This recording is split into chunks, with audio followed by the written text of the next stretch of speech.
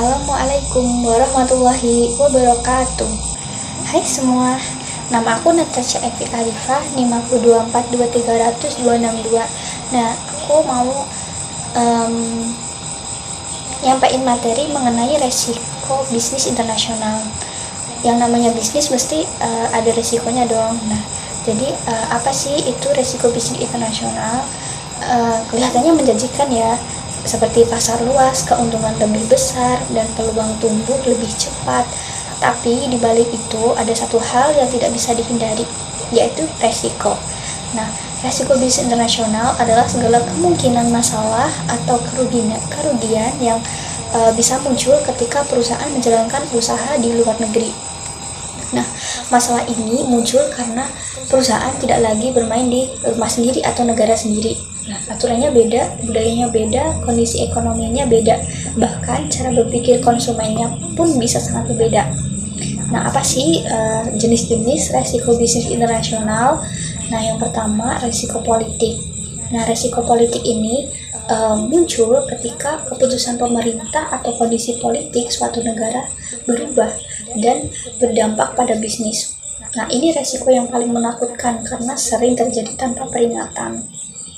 Nah, contohnya kayak pemerintah baru mengganti aturan investasi asing, pajak dinaikkan secara drastis, aset perusahaan asing dinasionalisasi, terus terjadi konflik politik atau kerusuhan. Nah, yang kedua, resiko ekonomi. Sebuah negara bisa dilihat menjanjikan dari sisi jumlah penduduk, tapi kalau ekonominya tidak stabil, resikonya tetap tinggi. Jadi resiko ekonomi ini muncul ketika inflasi terlalu tinggi, ekonomi masuk fase resesi, pengangguran meningkat, daya beli masyarakat turun. Jadi dampaknya sederhana tapi serius, kayak produk tetap ada, tapi yang beli makin sedikit. Nah, perusahaan bisa saja punya produk bagus, strategi pemasaran kuat, tetapi tetap gagal karena kondisi ekonomi negara tujuan tidak mendukung. Nah, ini menunjukkan bahwa peluang pasar tidak cukup dilihat dari ukuran pasar saja, tetapi juga dari kekuatan ekonominya. Nah, yang ketiga itu resiko nilai tukar. Nah, ini tuh termasuk salah satu jebakan bisnis internasional. Nah, karena di atas kertas penjualan terlihat besar, namun ketika uang dikonversi ke mata uang asal negara, nilainya bisa jauh berkurang ya. Nah, contohnya kayak perusahaan ekspor dibayar dengan mata uang asing. Mata uang tersebut melemah saat dikonversi, laba yang diharapkan akhirnya menyusut.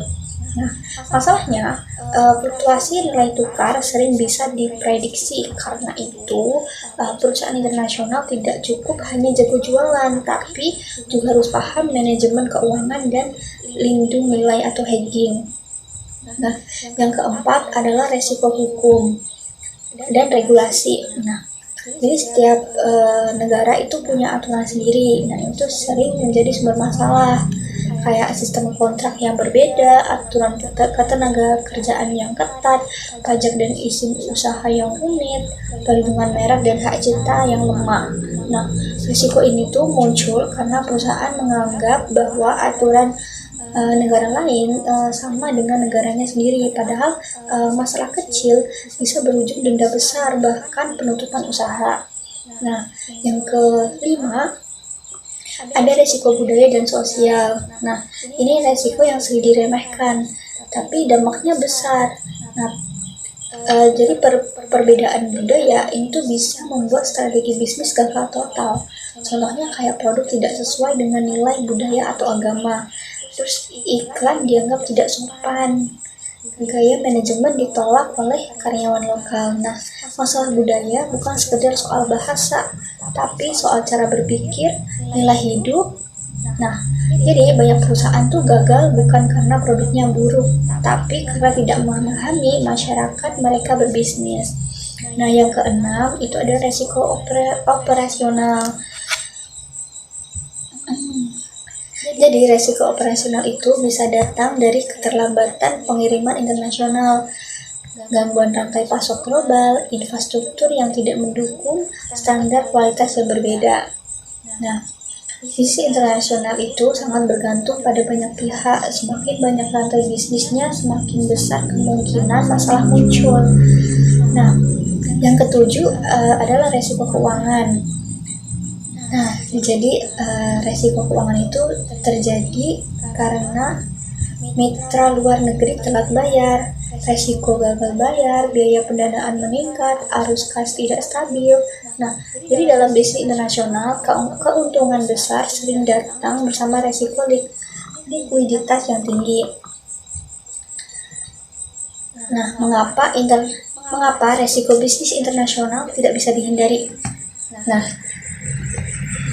kenapa? Karena masuk ke sistem yang bukan milik sendiri, terus bergantung pada negara lain, terpengaruh kondisi global. Nah, resiko bukan tanda kegagalan, tetapi konsekuensi logis dari ekspansi global. Yang membedakan perusahaan sukses dan gagal bukan apakah mereka menghadapi resiko, tetapi bagaimana mereka mengelolanya.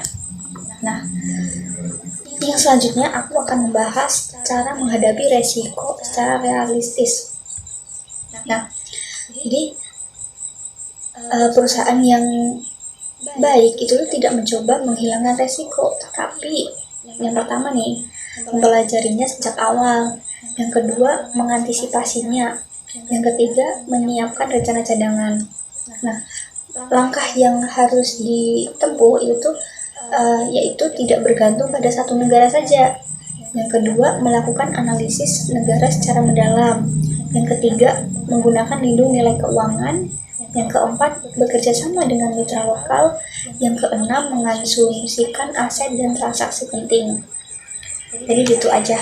Nah, untuk kesimpulan, bisnis internasional bukan sekedar soal menjual produk ke luar negeri. Ini adalah soal menghadapi ketidakpastian global. Perusahaan yang hanya fokus pada peluang keuntungan tanpa menyadari risiko itu akan rentan gagal. Sebaliknya, perusahaan yang memahami risiko bisnis internasional secara kritis dan lebih siap bertahan, beradaptasi, dan berkembang di pasar global. Sebelumnya, terima kasih. Sekian, wassalamualaikum warahmatullahi wabarakatuh.